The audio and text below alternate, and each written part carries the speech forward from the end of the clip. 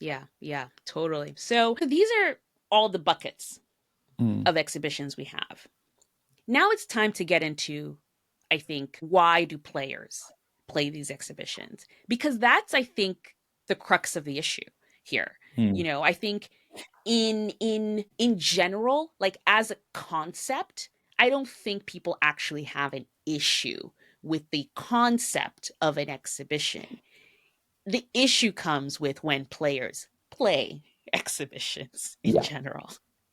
Anastasia, if you were a pro player, would you play exhibitions? 100% I would play exhibitions. If I Yeah, was a I pro would. player, like in all honesty, if you're asking me seriously, if I was a Yes. pro player, I would schedule in exhibitions into my schedule. Yeah. Yeah, I think I So, would. I think I would have to think very carefully about it, but I certainly wouldn't automatically turn them down. So, and I think, yeah, you're right. It's down to like when players actually take part. It's like, wait a minute, why are you doing that? Like, and again, it comes down to the scheduling debate, which is a whole yeah. nother thing. And I think this is, if you took this, if there wasn't a debate about the schedule, people would probably grumble and be a bit snobbish about exhibitions, going, "Oh, why are you doing that?" But and it would be down to then it's like, are we allowed to enjoy exhibitions? The answer is Yeah. yes. By the way, uh, Yep. like there shouldn't be a debate over whether you're allowed to enjoy an exhibition as long as you treat it for what it is, but don't say what it is lesser. If you're saying that players taking part in exhibitions undermines calls for a better scheduling of tennis, you've got an issue because again, it's down to the well. First of all, exhibitions aren't necessarily. If we take out Laver Cup and UTS and the rivals where they are trying, like the proper exhibitions, the charity stuff, the preseason warm ups, the money stuff, saying, well, why are you signing up for that? And it's like, well, first of all, it's not intense competition, so it's not the same. And even if it is, I think it comes down to your mindset of, I want to watch tennis. You guys are here to play tennis. Stop complaining and play tennis. It's your job. It's your job to entertain me by playing tennis. And that is the core attitude here when it comes into it. It's like, well, they are going to entertain you by playing tennis. I think the issue is like you're basically saying these are the only people who are not allowed to complain about their jobs. Like Right. Yeah. I complain about my job All of sometimes. You I'm pretty definitely sure the do. people who are typing all these Yeah. things are also complaining about their jobs as well. But yeah, so I think let's get into the reasons or at least the possible reasons why players are playing these exhibitions. I think there are different reasons and we can go into all of them, but one of them I think could be for a bit of a mental break. We've kind of Mm-hmm. mentioned this a bit here where we've said playing a tournament, Grand Slam, Masters 1000, is not the same as playing an exhibition. And I think it was Carlos Alcaraz who actually said this during pre tournament press at the Six Mm. Kings Slam because he was asked this question. He was asked, you know, what do you say to people who say you complain about the schedule and yet here you are playing the Six Kings Slam? And he said, I completely understand people who are saying it's a bit hypocritical, but he said playing 15 days at a tournament, the mental the mental stress that you need to go through to be in a tournament like a Grand Slam for 15 straight days is not the same as playing 16 Mm. Slam for 3 days. And I can't argue with that. Like, you have to Mm. be intense. I think Yeah.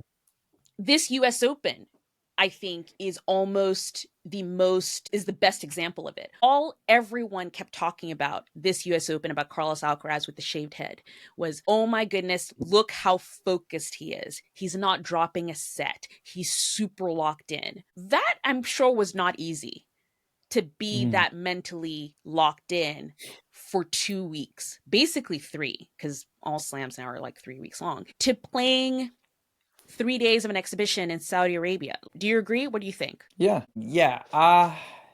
Yes, it does. It makes sense to me.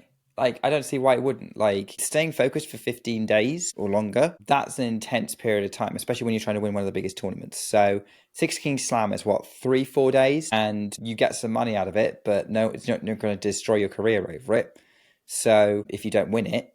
So, nobody's going to remember whether you won it or not. So why not go out and have fun with it and still enjoy what you do? So I don't, yeah, I would agree. I think that the lesson doing something that's less intense is a good thing. I think we also have to be honest and say, yeah, players are also doing this for the money. I don't think we should pretend otherwise, and I don't think we should not mention that. Yeah, that was the next point. The next point Yeah. is players are doing this for the money. They're not, Yeah. I think in terms of, we talked about the different levels of exhibitions. Most of them, other than I think maybe the charitable ones, but even with the one where, I talked about Nadal and Casper going on tour to South America, I'm sure Casper was paid an appearance fee to spend basically most of December with Nadal traveling South America. In most of these things, they're paid. And when you think about it, like this is their job. Should they not be paid to do their job?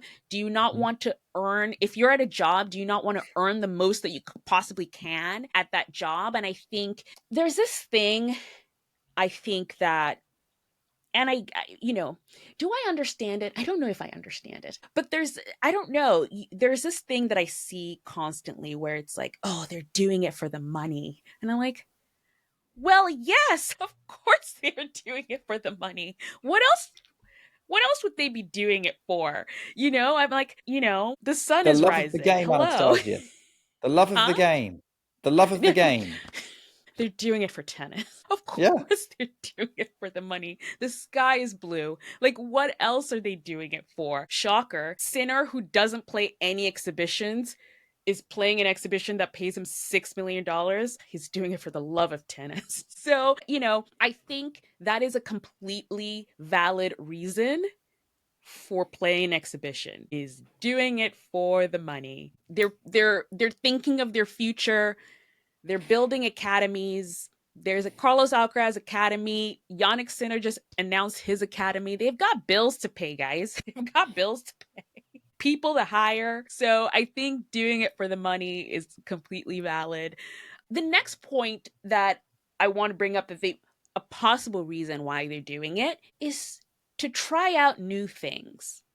Now, very interesting part of this, which I love to get into the nerdy stuff. And Laura Robson was one of the announcers of the Six King Slam, and she did a few kind of like behind the scenes, like she did like a hit with Yannick Sinner, where she was trying to return one of his serves. And in her sort of like post, she was like, oh, it was really hard. And she was talking to the other presenters and stuff. She was like, I used one of his rackets, and it's his next year's racket. So Yannick Sinner at this exhibition was trying out his next year's racket, trying out new things. He also is trying out his new serve that he has been working on post US Open. Taylor Fritz won a set against Novak Djokovic. Post match, he said post US Open, he came at it at a different way. Like he knew he had to come at that match in a different way, trying out new things. Now, what better way or what better time to try out new techniques, new equipment, anything new than an exhibition where whatever the results are, it's not that consequential, but you can fully try out new skills, new equipment, so that when you actually go to a tournament where it's for points and the results are consequential, you've already tried out your new stuff, you know? And I don't know why people don't see that. Again, maybe people didn't watch the exhibition, so they don't know that, but I did. I watched the exhibition and I was so fascinated that I was like, oh, wow, he's trying out his new racket for 2026 already. And he's trying it out here at the exhibition. And everyone kept talking about his new service motion, and he was trying it out here and it worked. He was serving. It was crazy. His new serve is crazy. So watch out the rest of the tour. But yeah, so it's like these are the opportunities. Players can use these exhibitions to try out things that they're working on. It's the one time that things don't quote unquote matter that much, where they're willing to try out new things and feel free to do so. I think I agree with everything you said. Like, where else would you try it? Because the practice court will only tell you so much. You've got to see, maybe depending on where you're trialing it, it may not be the most intense combat, but it's the closest you're going to get than just playing a practice set against somebody. So I think it makes sense to try these new things out, give it a go, free from consequence. I don't really have anything more to say to that, to be honest. I have a couple of, so I posted on Threads and most of our social media about this episode that we were going to record, that, about exhibitions and stuff, and we did get some responses for about that, and I just wanted to bring up a few because I think it's worth kind of talking about and responding to. And we heard from Midnight Train to Georgia. Very good, very good name. Midnight Train to Georgia from Blue Sky responded to say, people keep insisting exos are real. They are not. The players simply won't kill themselves like they would in the final of a slam. They may play harder than they would in a low level real tournament, which is a warm up, but not the same. My 2 cents. So, this is a sentiment that I've seen a lot as well. You probably have seen a lot as well. And it's the whole thing where it's like exos aren't real, players are not playing to their real level. And I saw this a lot, especially in reference to Taylor Fritz. Poor Taylor Fritz. He's always catching strays. But when he beat Carlos Alcaraz at Laver Cup, and then now he beat Novak Djokovic in that first set before Novak Djokovic retired. The response, and it's always, and I get it, I understand. These are fans of players who obviously are defending their player. And the response is, oh, well, it's an exhibition. So, of course, Carlos was not playing to his full level at Laver Cup. That's why he lost. Or, Novak wasn't playing to his full level and stuff. But I feel like, it almost disregards the work that the other player is doing as well. I don't know what you think of that sentiment. I basically think it disregards the work of the other player and the work that they're doing in order to work to beat the other person, because it's almost like saying, even in a main tour event, if someone beats someone in Madrid but then loses to them at Queens and Wimbledon, oh, it's because in Madrid that player wasn't playing to their top level. Which is it? Because I feel like different surfaces, different conditions, different things lead to different results sometimes. Yeah, I had I had a kind of back and forth with Amy Lundy, who's a kind of a commentator on X, about the use of the word level. And I don't think people use this word and don't really know what it means. Even commentators don't really know what it means. So let's put it like this. I think level can mean lots of different things in this context. Like, even in the sentence that you were just saying, because when you started, level meant effort, and then the end of the sentence, level meant ability. So there you go. So let's try and take that word out. What do I think? I think it brings about, I'm kind of repeating a point I made earlier in the podcast, like this idea that it's not worth watching tennis unless everyone involved is putting in maximum effort. And if people aren't, then it's not a waste of time. Now, if it's a competition, I can understand why you would say that. But again, you need to decide, like, what competition. Should Taylor Fritz break everything he can to win Eastbourne as a warm-up to Wimbledon? just to put that out there. Like, or should he play to what he needs to still have lots of energy to try and beat Carlos Alcaraz and Yannick Sinner and win Wimbledon? So let's put that out there. Should Taylor Fritz be putting in maximum effort to win the Six Kings Slam? Hell no. Like, Six Kings Slam is worth money. It's not worth any kind of prestige or anything like that. No disrespect to the event, but I'm treating it for what it is. It's a fun event. Fun is fine. Fun is fun. Fun is good for both the players and the fans. Now, I am guilty of this. I don't tend to watch exhibitions because I know it's not a maximum effort scenario. I know what it is. And, like, it's a choice between that or watching a couple of people who are putting in maximum effort, which will be more entertaining. And I feel like, but I'm also watching it for stakes as well. And I struggle with the stakes of exhibitions a lot. To watch on TV. If there was an exhibition happening in Birmingham or Manchester, which are the two nearest big cities to me in the UK, would I go? Would I buy tickets? Yes, I would. Because I want to go watch tennis. It's a different thing. And I think watching the kind of experience you get from an exhibition is far better in person. You went to the Garden Cup last year. I think you've Yeah. already had more fun there than you would if you'd watched it on TV. Correct me if I'm wrong. But that's kind of where I'm at with it. Is I fully support choosing to watch something where everyone involved is putting in maximum effort as your number one choice when you have choice. If you don't have choice, just enjoy it, or you are allowed to choose just watching your favorite players regardless of whether they're putting in maximum effort. That's okay too. Like if someone like if you're a big fan of Leylah Fernandez, I think you'd watch her whether she was playing in Osaka, she was this week, or whether she was playing some other an exhibition like Garden Cup. That's okay too. I don't think you're watching just to see that. You're just watching to see her. Yeah. Six King Slam. If you're a Alcaraz fan, you're watching for them. And it's okay if they're not putting in maximum effort and they're not going to do a 5-hour classic. So, yeah, it's not about... If you only want to watch maximum effort, fine, because I sympathise. Don't tell me not to watch if I'm watching it. Yeah.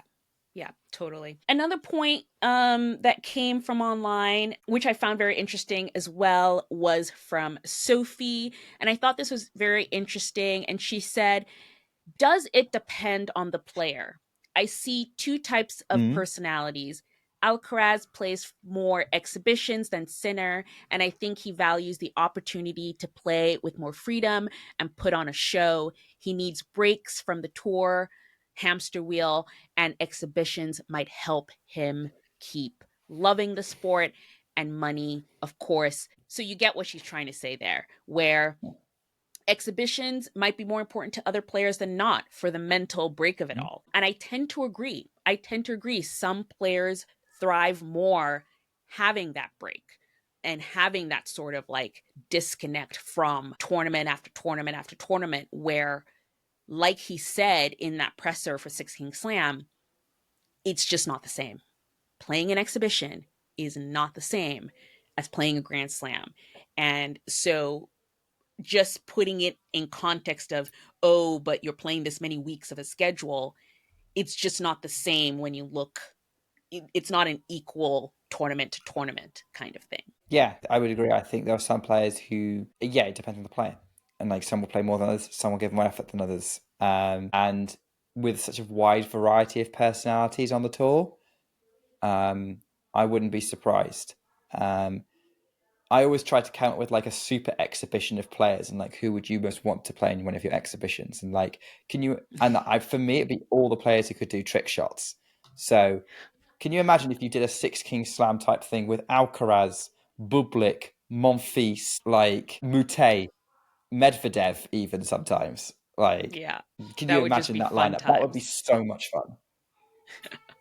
That would be so much fun. Okay, so last bit before we recap what has happened this last week of the tour, I just want to say that what happened this week with the Six King Slam is these sort of tournaments, these sort of exhibitions, and especially the fact that it aired on Netflix, it really Hmm. does help with discovery of tennis. So many people reached out and were like, did you see Sincaraz is on Netflix?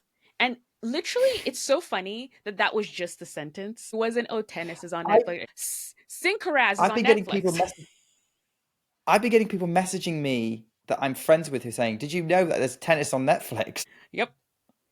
Yep. And you cannot sort of disregard that sort of reach, that sort of exposure of the sport to just a general public. You know, I do want to say, I don't think we should wrap up this talk of exhibition without touching on the fact of the Six Kings Slam being held in Saudi Arabia and the issues that come with that. Saudi Arabia is a Mm. country with a lot of political and social issues.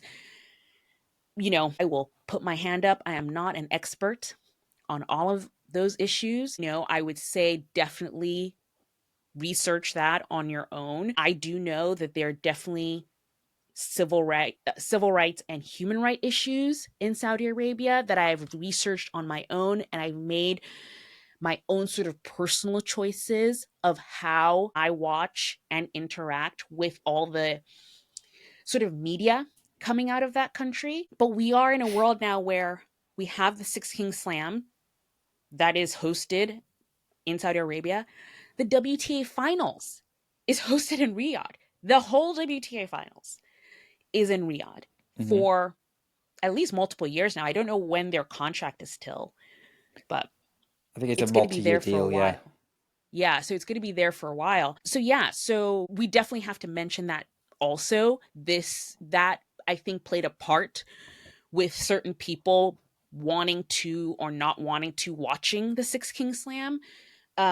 A lot of people literally just saw it on Netflix. They saw the little, because of course Netflix, what they do with all their programming, it's like this huge massive banner, and it's the first thing you see when you turn it on, and it's like Alcaraz, tennis, Netflix, watch now. So many people watch because of that, because it's so accessible. It's an app that everybody has, and I think that's great for tennis. So should you watch exhibitions? If you want to, do it happily, have fun doing it, and it doesn't have to mean anything. It can just be for fun, and that is okay. You don't have to sort of like, does it mean anything? It doesn't have to mean anything. You can just watch for fun. Guess what? You can also just watch the main tour for fun. People do it all Mm-hmm. the time. You can watch the main tour for fun. It's all right. It's not, it's okay. So, yeah, that's the only thing I'll leave this. I don't know if you want to end with anything, Nick, but that's how I I'll end it. Your views are aligned with mine. I'm not gonna. I think I would just repeat myself if I repeat your last point, and I do also agree with you that people need to make their own judgment of what they consume with anything that's taking place in Saudi Arabia. So you and I are aligned, Anastasia. So yeah, just go out and enjoy yourself and have some casual tennis.